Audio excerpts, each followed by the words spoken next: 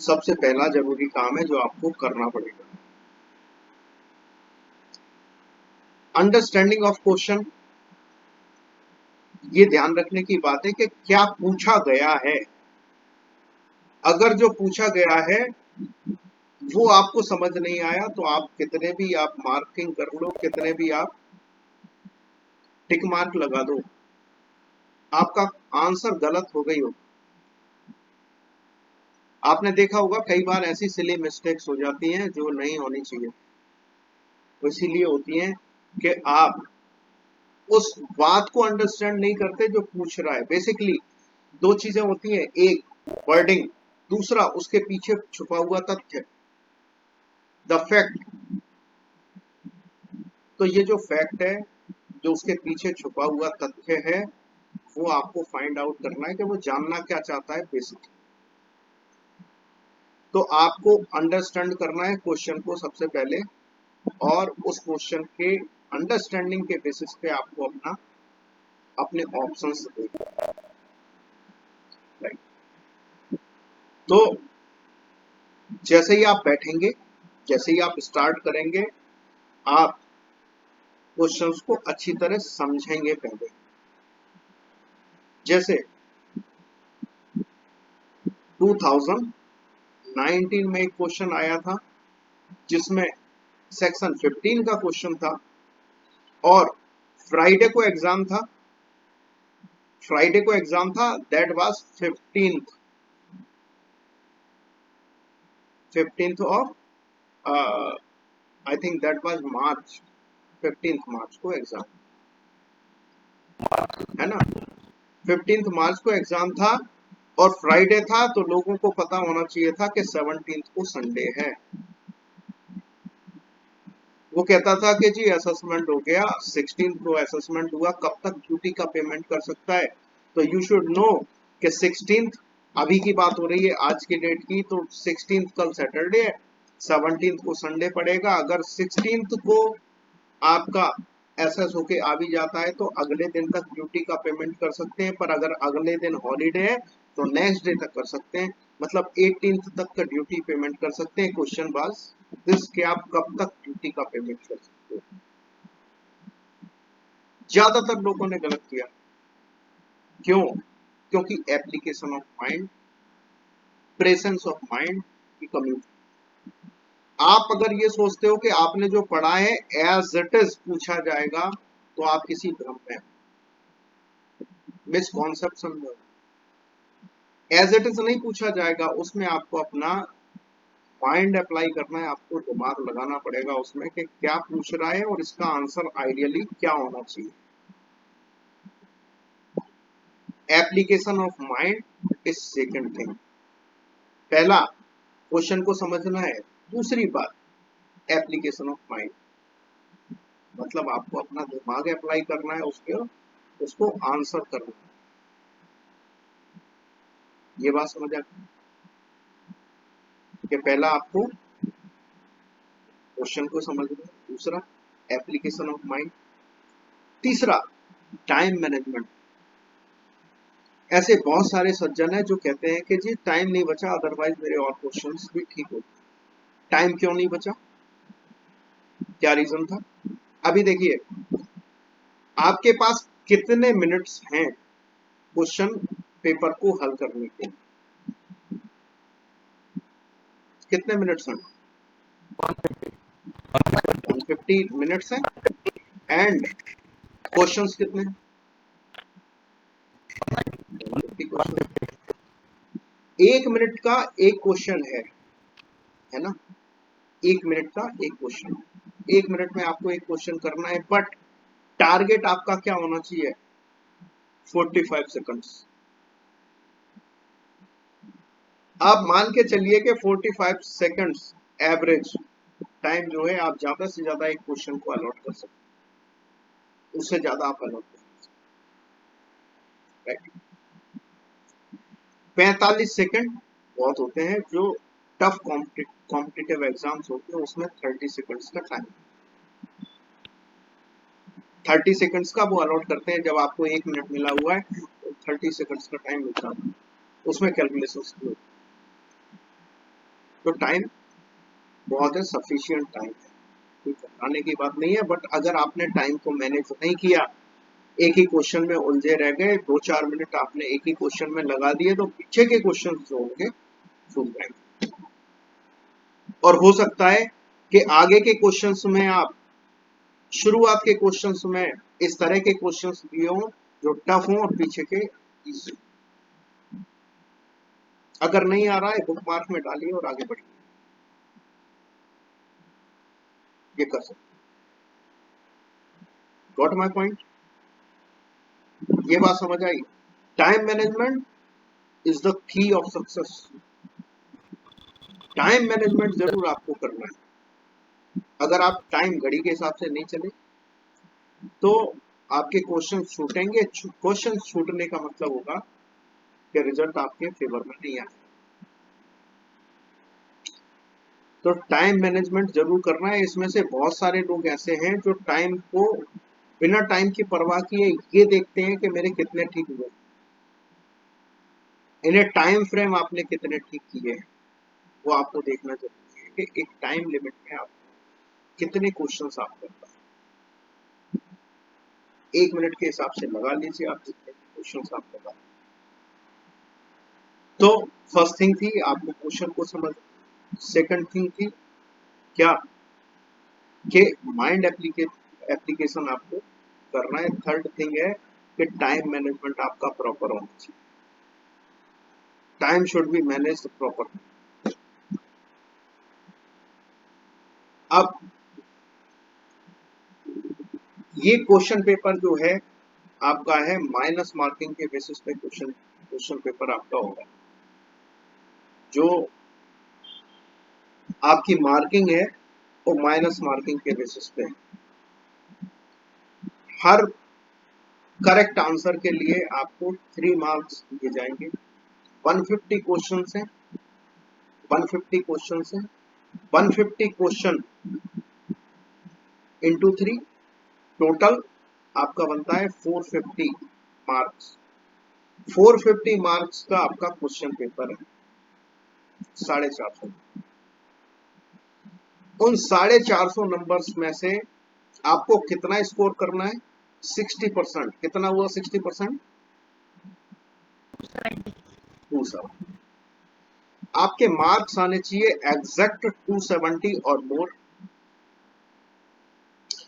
270 marks लाने के लिए आपको कितने करेक्ट आंसर्स देने पड़ेंगे? Minimum 90 sir. आपको 90। एक मिनट उस पर बात। 90 तो आपके ठीक होने चाहिए तभी आप पास हो पाओगे आउट ऑफ 150। आउट ऑफ 150 अगर 90 के 90 आपको करेक्टली आते हैं फिर तो बात ही क्या है, फिर तो कोई दिक्कत नहीं। 90 क्वेश्चंस के आंसर आपको एग्जैक्टली सेम आते हैं फिर तो कोई दिक्कत ही नहीं। पर ऐसा होता नहीं है, नॉर्मल केसेस में ऐसा नहीं होता। एक्स्ट्रा ऑर्डिनरी केसेस में 100 क्वेश्चंस भी और 110। बोलिए 110 sir. 105 to 110 answers. Minus marking में कुछ जो कट होते हैं। अब देखिए आपको करने हैं 90 क्वेश्चंस एकदम करेक्ट, राइट।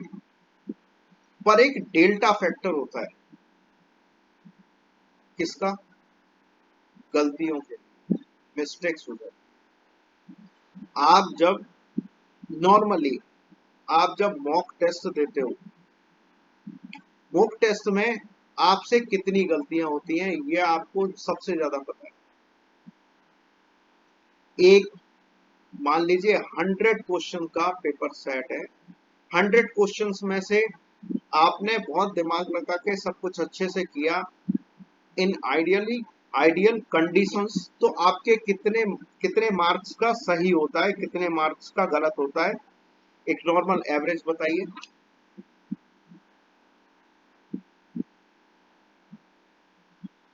सर अगर हम 100% श्योर है फिर भी 5 5-6 क्वेश्चंस गलत हो जाते हैं किसी एक बंदे के। और कोई anybody else? Sir maximum 10। More about 20% गलत आते हैं। 10% तक भी गलत हो जाता है, 10-15% भी गलत हो जाता है। 20% आगे जाते हैं। 10 to 15 हो ही जाता है। अगर आपका भी क्वेश्चन अटेम्प्ट करते हैं, जैसे वन टाइम कर लिया, सेकंड टाइम, तो जो राइट होता है, जैसे कोई 6 सेंस काम करता है, फिर भी 99% 10% जैसा गलत होता है सर। एग्जैक्ट 10% होता है, किसी का 20% होता है, किसी का 5%। ये जो डेल्टा फैक्टर है, ये आपको अच्छे से पता है कि मेरे साथ लगभग मेरे इतने गलत हुए। आपको चाहिए 90 करेक्ट आंसर्स, और वो 90 करेक्ट आंसर्स के लिए आपको उतना परसेंटेज बढ़ा के, उससे दोगुना परसेंटेज बढ़ा के, जितना आपके गलत हो जाते हैं उससे दोगुने क्वेश्चंस और करने पड़ेंगे। अगर आपके 20 क्वेश्चंस गलत हो रहे हैं आउट ऑफ 100, तो आपको 40 क्वेश्चंस और करने पड़ेंगे उसको कवर अप करने के लिए, कम से कम। बट जिनके 5 क्वेश्चंस अप टू 5% या 10% का डेल्टा वेरिएंस है, उनको लगभग उतने ही क्वेश्चंस और करने पड़ेंगे। 5 क्वेश्चंस गलत हो रहे हैं आपके, तो 10 क्वेश्चंस आप और अटेम्प्ट कर लीजिए, तो आप बिल्कुल इक्वल आ जाएंगे। अगर आपने सोचा कि नहीं मैं रिस्क नहीं लूंगा, 90 क्वेश्चंस हैं, मैं 100% श्योर हूं कि मेरे आंसर्स बिल्कुल करेक्ट है, और 90 क्वेश्चंस आप करके आए, डेफिनेटली मान के चलिएगा कि आप फेल हो जाएंगे। 100% इस एग्जाम में या किसी भी एग्जाम में करेक्ट होने की प्रोबेबिलिटी नहीं होती। अनरियलिस्टिक गोल है, नहीं होगा। इसलिए मार्जिन लेके चलिए। जितना भी गलतियां हो रही हैं आपसे, जितनी गलती की संभावना है, उसके लिए मार्जिन लेके चलिए। अब जब आप मार्जिन निकालोगे तो आपको रिस्क लेनी पड़ेगी। जब आप मार्जिन निकालोगे तो आपको रिस्क लेनी पड़ेगी, और वो रिस्क अनलिमिटेड, अनकैलकुलेटेड नहीं होनी चाहिए। रिस्क होनी चाहिए आपकी कैलकुलेटेड रिस्क। रिस्क कैसी होनी चाहिए आपकी? कैलकुलेटेड। कैलकुलेटेड रिस्क क्या होती है? मान लीजिए कि आपको कुछ भी नहीं आता है, एकदम आप ब्लैंक, एकदम बिल्कुल ब्लैंक है, तब उस केस में आप जो 4 ऑप्शन है, आपके 4 ऑप्शन है, 4 ऑप्शंस में आप एबीसीडी एबीसीडी एबीसीडी लगाते गए। एक चीज होती है प्रोबेबिलिटी, उसको हिंदी में कहते हैं प्रायिकता। किसी काम के होने की संभावना को प्रोबेबिलिटी कहते हैं। तो प्रायिकता के सिद्धांत के हिसाब से अगर आपने रैंडमली कुछ भी एबीसीडी लगा दिया, तो आपका आंसर करेक्ट होने की संभावना क्या है? कितना है? 25%। आपका आंसर करेक्ट होगा, इसकी संभावना क्या है? 4 में से 1 या 1/4। 1/4 को हम परसेंटेज में कन्वर्ट करते हैं तो 25% इंटू 100 किया तो कितना हुआ? 25%। मतलब 25% संभावना है कि आप अगर रैंडमली कुछ भी लगाओगे जिसमें आपको बिल्कुल आइडिया नहीं है, तो 25% संभावना है कि आपका आंसर करेक्ट हो। बट आपकी जो माइनस मार्किंग है, that is more than 25%। That is more than 25%। Randomly आपने लगाया, आपके करेक्ट आंसर होने की प्रोबेबिलिटी जो है वो 25% है, पर इनकरेक्ट होने पे जो माइनस मार्किंग है वो कितनी है? 1/3, 33.3%। मतलब अगर आप रैंडमली कुछ भी अप्लाई करोगे बिना नॉलेज के, तो उसमें आपको लॉस ही होगा, क्योंकि माइनस जो जा रहा है वो 33.3% जा रहा है, जो आने की संभावना है वो 25% की है। तो आप अपनी जेब का, पॉकेट का भी दान करके आ जाओ।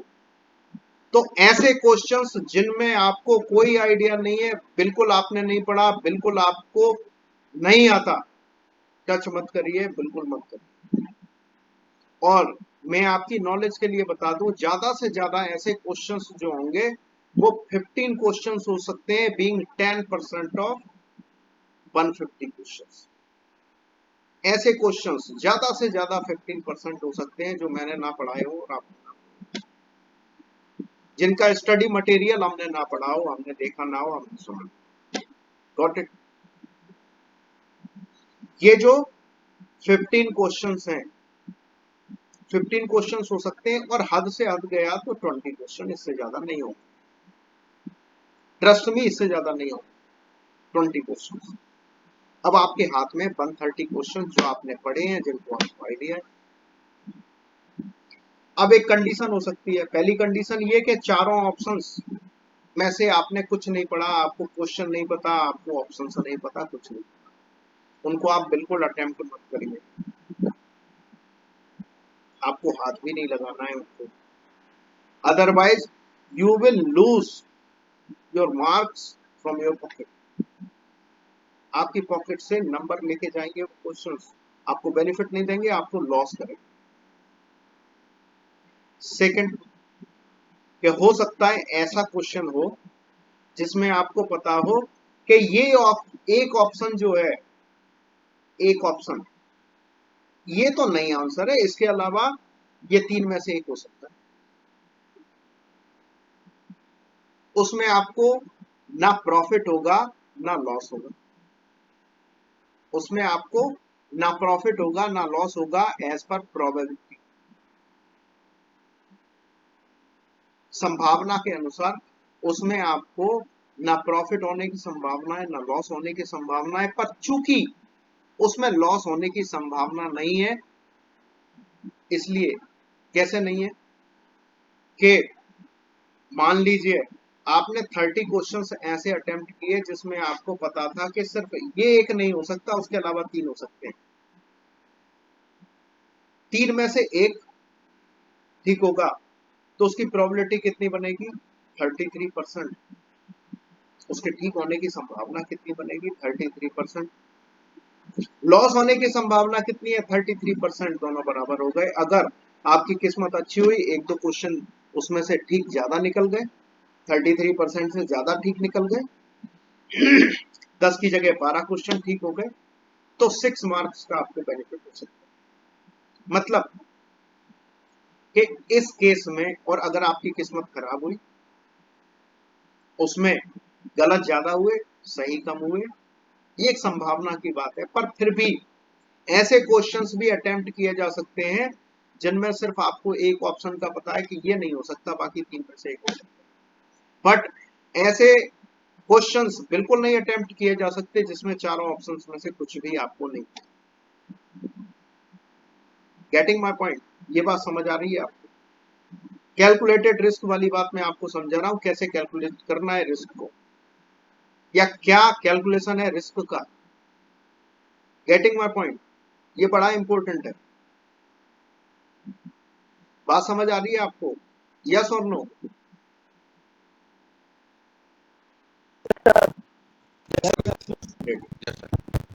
आगे की बात करते हैं। आगे आप चले, ऐसे कई, एक मिनट बस, ऐसे कई क्वेश्चंस आपको दिखाई देंगे जिसमें आपको ये तो पता है कि ये दो ऑप्शंस नहीं हो सकते, ये दो ऑप्शंस कतई आंसर नहीं है, ये दो ऑप्शन नहीं हो सकते इसका आंसर। हाँ, ये जो दो बचे हुए ऑप्शंस हैं इसमें से कोई आंसर होगा। वो सारे क्वेश्चंस जिसमें आपको लगता है कि ये दो आंसर्स नहीं है, इसके अलावा ये दो में से कोई हो सकता है, सारे अटेम्प्ट कर डालिए, सारे अटेम्प्ट कीजिए, वो सारे के सारे अटेम्प्ट आप कर सकते हो, बशर्ते कि आपको कितने मार्क्स की और जरूरत पड़े, डिपेंड उस पर। फिर भी एडवाइजेबल ये है कि जिनमें आपको ये पता है कि दो में से एक हो सकता है, 50-50 हो सकता है, तो वो आप अटेम्प्ट कर सकते हो। क्यों? क्योंकि उसके ठीक होने की संभावना 50% है, प्रोबेबिलिटी 50%। या तो वो गलत होगा या सही होगा, दो ही ऑप्शन हो सकते हैं, क्योंकि दो तो आपने हटा दिए, ये तो है ही नहीं। And you are confident about this कि ये दोनों नहीं है, इन दोनों में से कोई नहीं। जब आप ये कॉन्फिडेंट हैं कि इन दोनों में से कोई नहीं है, तो दो बचे, दो में से 50-50 हो गया, या तो ये है या ये। केबीसी में अमिताभ बच्चन क्या करता था? ऐसा एक ऑप्शन होता था 50-50 का, होता था नहीं होता था?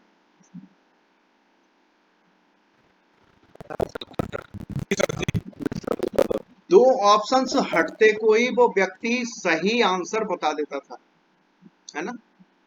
ऐसा होता था। क्यों बता पाता था? कि वो 50% पे रिस्क लेता था। उसकी जो गट फीलिंग, उसकी जो पुरानी नॉलेज। कई बार क्या होता है, आपने कोई चीज पढ़ी, 1 साल पहले पढ़ी थी, 2 साल पहले पढ़ी थी, 4, 5, 10 साल पहले आपने वो काम किया था, आपको आइडिया तो है कि ये इसका ये होता है, पर एग्जैक्ट आइडिया आज के टाइम का नहीं है। एग्जैक्टली आपको रिकॉल नहीं होगी वो चीज के एग्जैक्टली क्या थी, आपको एक फेयर आइडिया होगा। उस केस में आपकी जो गट फीलिंग कहती है, आपकी जो सिक्स्थ सेंस कहती है कि हाँ ये हो सकता है, और फर्स्ट टाइम जो आता है वो करेक्ट होता है। पहली बार में जो आपके दिमाग ने कह दिया वो सही है। उसके बाद आप ज्यादा विचार करोगे तो फिर आप विचारों में उलझ जाओगे, फिर आप डिसीजन पे नहीं पहुंच पाओगे। तो अगर जिन क्वेश्चंस में आपको लगता है कि ये दो ऑप्शंस बेकार हैं, ये तो हो ही नहीं सकते आंसर, उनको हटा दीजिए। जो 50-50 बचे वो सारे क्वेश्चंस आप अटेम्प्ट कर लीजिए। तीसरा केस हो सकता है, थर्ड केस, कि आपको पता है कि ये तीन ऑप्शंस नहीं हैं, तो जो बचा वही आंसर, जो बचा वो आंसर है। इसका मतलब you are dead sure about this कि ये तीन ऑप्शंस तो नहीं है। हम ऑप्शंस को पकड़ के क्यों चल रहे हैं? इसलिए कि नॉर्मली आप ऑप्शंस पढ़ते ही नहीं हो आंसर देने से पहले। आप दो पार्ट में उसको डिवाइड करके चलते हो क्वेश्चन को। Question as a whole is consist of two things. First thing, the language written in question, and second thing is options given there. 4 options. आप जब पूरा क्वेश्चन पढ़ते हो, चारों उसके ऑप्शंस पढ़ते हो, उसके बाद फिर से एक बार क्वेश्चन पढ़ते हो, तब आपका एक सेट कंप्लीट होता है। मतलब तब आपकी अंडरस्टैंडिंग बनती है कि इसमें क्या आंसर हो सकता है। कैसे? पूरा आप क्वेश्चन पढ़ते हो, चारों ऑप्शंस पढ़ते हो, फिर से क्वेश्चन पढ़ते हो, तब आप उस क्वेश्चन को समझ सकते हो कि एग्जैक्टली क्वेश्चन क्या कह रहा है। ज्यादा टाइम नहीं लगता, कोई टाइम नहीं लगता, पर और क्वेश्चन को वर्ड बाय वर्ड पढ़ते हो। नोट लगा हुआ है तो नोट भी पढ़ते हो कि इसमें इसका विपरीत, इसका अपोजिट मीनिंग निकलता है। ये बात आप जब समझ जाते हो तब आप ऑप्शंस पढ़ते हो, उसके बाद फिर से एक बार क्वेश्चन पढ़ते हो, तो आपको क्वेश्चन क्लियर हो जाता है।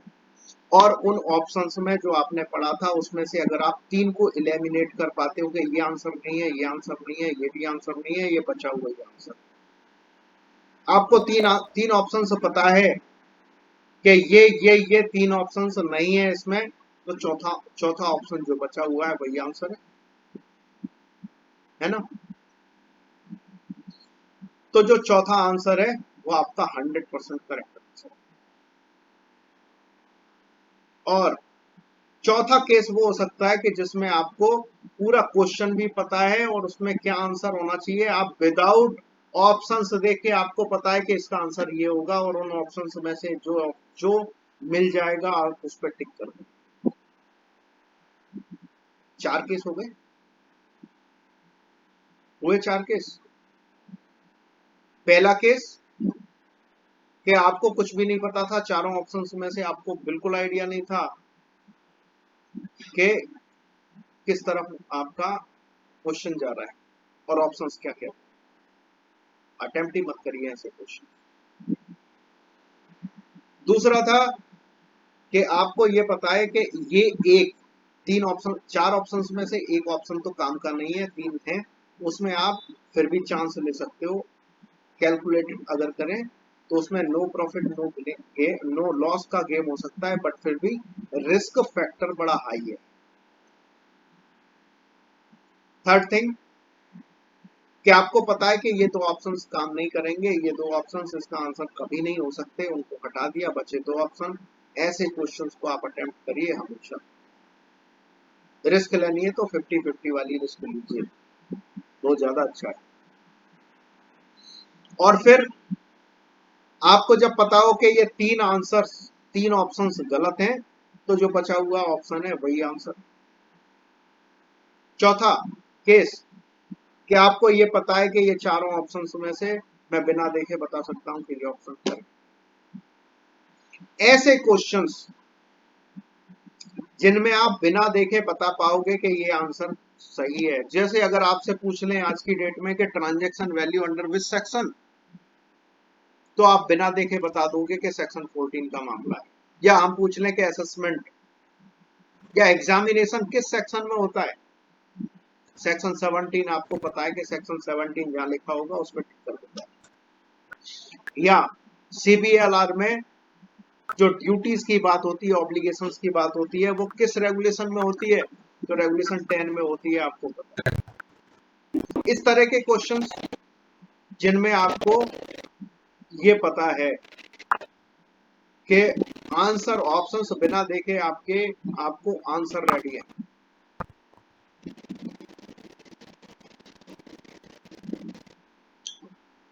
जिन क्वेश्चंस में बिना आंसर देखे आपका आंसर रेडी है, उसमें आप 100% कॉन्फिडेंट होते हो कि यही आंसर।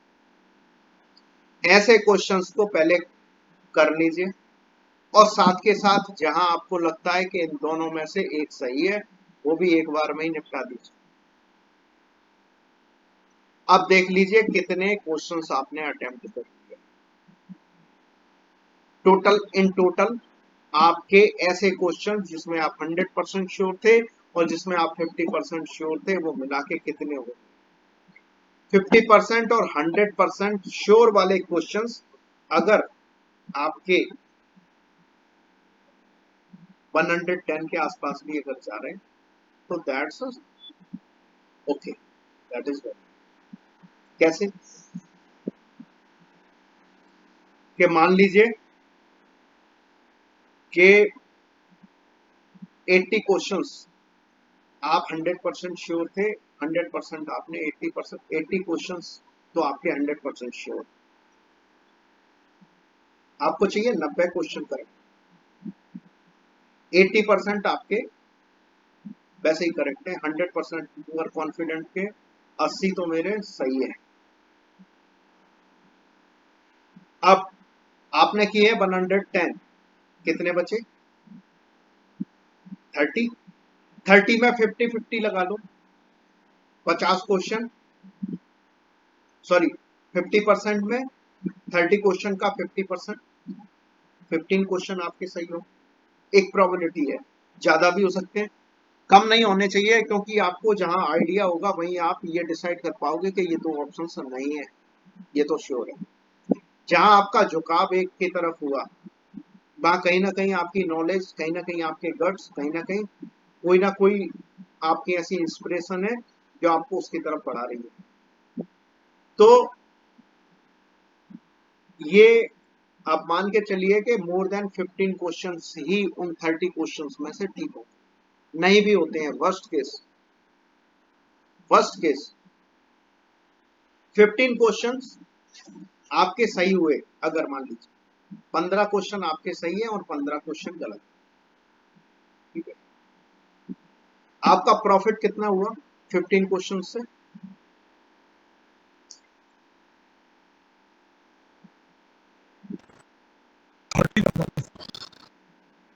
पंद्रह क्वेश्चन आपने अटेम्प्ट किए, कितने क्वेश्चन, कितने मार्क्स के हुए 15 क्वेश्चन? 45 ना। और जो आपका लॉस हुआ वो कितना हुआ? 15 का लॉस हुआ। अब आपको मार्क्स जो मिले पॉजिटिव वो कितने हो गए? 15 आपने डिडक्ट कर दिए, कितने मार्क्स बचे आपके? 30। ठीक है, 30 मार्क्स बचे। अब जो 80 क्वेश्चन आप 100% कॉन्फिडेंट हो कि 80% क्वेश्चंस मेरे 100% सही हैं, 80% में आपको एग्जैक्टली कितने मिलेंगे? 240 मार्क्स, 3 मार्क्स का एक क्वेश्चन, 240 ये हो गए, 30 ये हो गए। कितना बन गया आपका आंसर? बट मतलब इसमें ये कैलकुलेशन में 270 जो है वो एग्जैक्ट 270 है।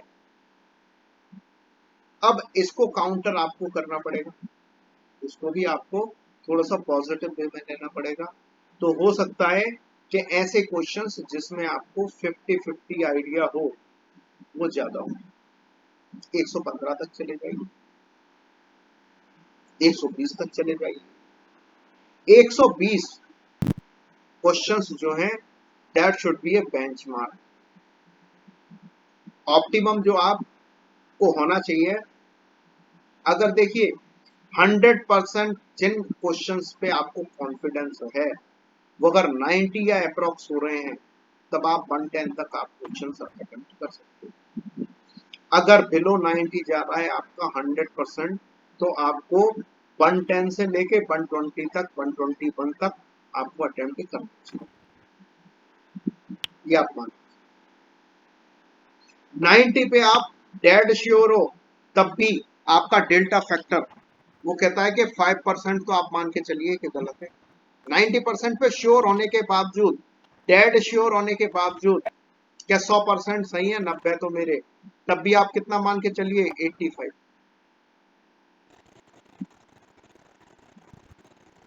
कितना मान के चलेंगे? 85 सही। उसके हिसाब से आप रिस्क कैलकुलेट करके उतने ज्यादा क्वेश्चंस आप करोगे। तो ये आपकी कैलकुलेटेड रिस्क है।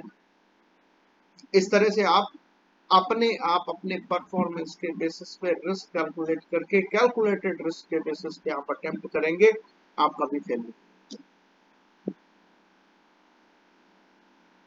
दूसरा क्या है कि अपने आप में फेथ रखिए, अपने आप में कॉन्फिडेंस रखिए। जब तक आप अपने डिसीजन पे फेथ नहीं रखेंगे, कई बार क्या होता है आपने एक लगा दिया कि हाँ ये सही था, ये सही है, उसके बाद फिर रिव्यू में पहुंचे आप देखने लगे यार यही सही था, कुछ कॉन्फिडेंस नहीं आ रहा, अच्छा इसका ये तो नहीं था, फिर आपने उसको चेंज कर दिया। और कई बार क्या होता है कि जो आपने पहले किया था वो ठीक था, ऐसा हुआ है। मतलब ज्यादातर केसेस में फर्स्ट इंस्टेंस में जो आपके दिमाग में क्लिक कर जाता है वो सही आंसर हो, ज्यादातर इंस्टेंसेस में। ये आपका भी एक्सपीरियंस होगा, किस किस का एक्सपीरियंस मेरे एक्सपीरियंस से मैच करता है। Yes sir. पहली बार जो आपके दिमाग ने कह दिया वो एग्जैक्टली वही होता है, अदरवाइज बाद में आप ज्यादा कैलकुलेट करके अगर लगाते हो, चेंज कर देते हो, तो वो आंसर गलत ही हो जाता है, गलत होने की संभावना ज्यादा होती है। तो आपको अपने आप पे, अपने डिसीजन पे फेथ होना चाहिए। और ये बात आपके बैंकिंग की जब आप तैयारी करते हो, एसएससी की जब आप तैयारी करते हो, या आप कैट की मैट की तैयारी करते हो, तो वो जो कोचिंग इंस्टीट्यूट्स होते हैं वो ये बात कहते सिखाते हैं कि आपने जो कैलकुलेशन की वो एट द टाइम आप जब कैलकुलेट कर रहे हो तब बिल्कुल आंख नाक कान दिमाग खुला रखिए, और जो आपने कर लिया वो फाइनल है, उसके बाद टाइम नहीं होता आपके पास रिव्यू करने, फिर उसको चेंज मत करिए। तो मैं भी आपको कहता हूं कि जो आपने कर दिया दैट इज फाइनल, उस पर फेथ रखिए, क्योंकि आपने पढ़ा है, आपको नॉलेज है, आप काम कर रहे हैं, तो आपका जो आंसर है वो गलत होने की संभावनाएं कम है। आप उस पर ज्यादा दिमाग लगाएंगे, ज्यादा आप उसको कैलकुलेट करेंगे, तो हो सकता है कि गलत, राइट। अब ये डिसीजन आपका होगा। स्टॉक मार्केट का एक नियम है, लोगों को ये तो पता होता है कि कब इन्वेस्टमेंट करना है, लोगों को नॉर्मली ये पता होता है कि कब इन्वेस्टमेंट करना है, रेट डाउन है इन्वेस्टमेंट कर दो। ये नहीं पता होता कि कब क्विट करना, कब वो पैसा बाहर निकालना। ज्यादातर जो लॉसेस होते हैं वो इसी बात की वजह से होते हैं कि लोगों को ये नहीं पता होता कि वो जो आपने इन्वेस्टमेंट किया था उसका सही टाइम क्या है, जब आपको क्विट कर देना चाहिए, जब आपको सेल आउट कर देना चाहिए वो स्टॉक। उसी तरह से आपको ये पता होना चाहिए कि आपकी ये लिमिट है, आपको इस लिमिट के बाद क्विट कर देना, and this limit varies with stock to stock and person to person. अलग अलग व्यक्तियों के लिए अलग अलग लिमिट होगी। मैंने आपको एक आइडिया दे दिया, मैंने आपको एक आइडिया दे दिया कि अगर आप कॉन्फिडेंट हो कि 90 मेरे सही है तो आप 110 क्वेश्चन तक कर दीजिए, क्योंकि वो आप जो भी अटेम्प्ट करोगे वो 50-50 वाले ही करोगे नॉर्मली। 110 कर दीजिए, उसके बावजूद आपको कॉन्फिडेंस आ रहा है तो आप आगे भी बढ़ सकते हो, बट बहुत ज्यादा आगे नहीं बढ़ना है, क्योंकि there are so many instances के बंदा पास होते होते फेल हो गया, सब कुछ आते हुए भी फेल हो गया। क्यों? क्योंकि उसने सोचा अरे मुझे तो सारा आ रहा है, 145 क्वेश्चंस करता हूं, 145 क्वेश्चन अटेम्प्ट करके आ गया। ये कोई तुक्का नहीं था कि आप मारते गए और ठीक होता है। उतना ही करो, उतना ही खाओ जितना हजम हो, और उतना ही करो जितने में आपकी पास होने की संभावनाएं सबसे ज्यादा हो। आपको पता होना चाहिए आपकी लिमिट, आपको पता होना चाहिए कब क्विट करना है, and that is on the scientific basis of risk calculation. You need to take calculated risk. जब भी माइनस मार्किंग होती है आपको कैलकुलेटेड रिस्क लेना चाहिए। माइनस मार्किंग होती ही इसलिए है कि जो गधे हैं जिनको कोई आइडिया नहीं है और वो आ गए पेपर देने और वो रैंडमली कुछ भी भरेंगे, कुछ भी करेंगे, तो वो फेल हो। इसी के लिए माइनस मार्किंग होती है, और आप भी इम्यून नहीं हो उससे। इसलिए आपको जो नहीं आता है उसको आप बिल्कुल हाथ मत लगाइए। जो चारों ऑप्शंस आपको नहीं पता है उसको बिल्कुल अटेम्प्ट मत करिए। जो 3 ऑप्शंस आपको पता है, एक ऑप्शन आपको पता है कि ये नहीं हो सकता और 3 ऑप्शन पता है, उसको साइड में रख लीजिए, उसको अटेम्प्ट मत करिए तब तक जब तक कि 50-50 वाले आपकी कंप्लीट ना हो जाए और आपकी कैलकुलेशन के हिसाब से आप नैया पार हो गए, आप पास हो गए। अगर आप 50-50 वाले करने के बावजूद पास हो रहे हैं तो आपको वो क्वेश्चंस जो जिसमें सिर्फ एक ऑप्शन के बारे में आपको पता है उनको हाथ नहीं लगाना चाहिए। लॉस नहीं है, पर लॉस होने की संभावना है। तो basic formula for risk calculation ये था, और best technique to attempt object type questions is eliminating technique. Elimination technique क्या होती है? आपने क्वेश्चन पढ़ा, आपने आंसर्स पढ़े, फिर क्वेश्चन फिर से पढ़ा और आपने हटा दिए 3 ऑप्शंस के, ये नहीं है, ये नहीं है, ये नहीं है, अब ये आंसर है। एलिमिनेट कर दो, ये नहीं हो सकता, इसको हटाओ, ये भी नहीं हो सकता, इसको भी हटा दो, ये भी नहीं हो सकता, इसको भी हटा दो। पर जब आप क्वेश्चन को अटेम्प्ट करें, जब आप अपना फाइनल आंसर दें, तब आप सारे ऑप्शंस को पढ़ने के बाद ही आंसर दें। कई बार क्या होता है, both A and B answer होता है, नीचे वाला फोर्थ जिसको हम नहीं पढ़ते, हम कहते हैं अच्छा ए दिया हुआ है, हाँ ये करेक्ट है, इसको लगा दो, बाद में पता लगता है कि बी जो दिया हुआ था वो भी करेक्ट था और लास्ट आंसर जो था वो बोथ ए एंड बी था। Correct answer should be both A and B, but हमारा आंसर गलत हो गया, आते हुए भी गलत हो गया। क्यों? क्योंकि हमने चारों ऑप्शंस प्रॉपरली। तो बेसिकली ये सारी बातें आपको ध्यान रखनी है। और मैं प्रत्येक आदमी, जो भी लोग यहाँ बैठे हुए हैं और जिन्होंने खुद से भी पढ़ाई नहीं की है, एक अक्षर नहीं पढ़ा है, खुद से कुछ नहीं पढ़ा है, सिर्फ मुझे सुना है, सिर्फ सुनते रहे हैं, उनके बारे में भी कॉन्फिडेंट हूं कि वो पास हो। इससे ज्यादा मैं कुछ कह नहीं सकता। वो लोग जिन्होंने सिर्फ क्लास सुनी है और इवन रिवीजन भी ना किया हो, वो भी पास होने की योग्यता रखते हैं, मैं आपको ये बता। तो आप अपने आप में कॉन्फिडेंट रहिए। आप, ये एग्जाम बहुत छोटी चीज है, आप इजीली पास कर सकते हो, इसमें कोई डाउट नहीं है। मुझे कम से कम कोई डाउट नहीं है कि आप इस एग्जाम को पास कर सकते हो। तो आप अपने आप में कॉन्फिडेंस रखिए, आप डेफिनेटली पास हो जाओगे अगर आपने ये जो मैंने आज बताया उसको फॉलो किया, एप्लीकेशन ऑफ माइंड किया, और ये सारे जो मैंने आपको बताए टिप्स उनको फॉलो किया। Definitely you will clear this exam. और आप नहीं हो, आप पहले व्यक्ति नहीं हो, आपसे पहले सैकड़ों लोग, and counting is 100, counting is about to more than 500 pass कर चुके हैं यहीं से, इन्हीं नोट्स को पढ़ के, इन्हीं क्वेश्चंस को अटेम्प्ट कर। आप पहले व्यक्ति नहीं हो, जब वो कर सकते हैं आप भी कर सकते हो। Definitely you can do this. तो इस एग्जाम के लिए आपको बहुत बहुत शुभकामनाएं।